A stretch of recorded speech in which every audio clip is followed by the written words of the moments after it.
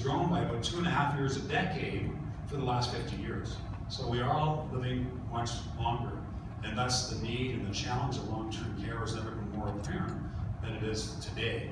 And Karen's an expert. She learned the hard way.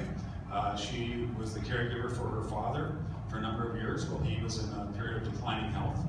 My own experience with regard to long-term care, both the situation with my parents, my dad died of a heart attack, so we never had long-term care. My mom died of a stroke. She lived in the hospital for the last 3 months of her life. Again, she did not need long-term care. But I do have an aunt that had a stroke a number of years ago, back in the late 80s, and I was her power of attorney. And she went into a long-term care facility in Oakville, and I forget exactly what the cost was back then. I'm assuming it was about $1,800 a month or $1,500 a month back then. But it was just basic care in a long-term care facility. In my aunt's case, she'd had a stroke. She was paralyzed on one side. She had a hard time feeding herself, and the staff was so busy in the long-term care facility, they weren't able to hover over her and make sure that she ate properly. And I had no idea what to do. I was the power of attorney. I was one of many nieces and nephews, but I was not, because she didn't have any children, so I was appointed by her to be her power of attorney.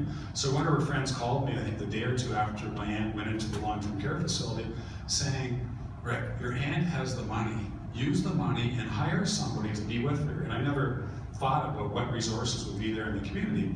So I ended up with my aunt's money, hiring somebody for 10 hours a day to be her companion, to bathe her, to feed her for 2 or 3 different meals a day. And that was, say, $10 an hour, $100 a day, times 30, it was $3,000 a month for that back then. So, and no, the government doesn't pay for all that. So one of the misconceptions out there, one of the myths is, don't worry, the government will look after you. Well, Karen's going to educate us all about the importance of planning for long-term care and understanding what resources are there in the community that will be paid for by government and what aren't, and what you can do on your own. So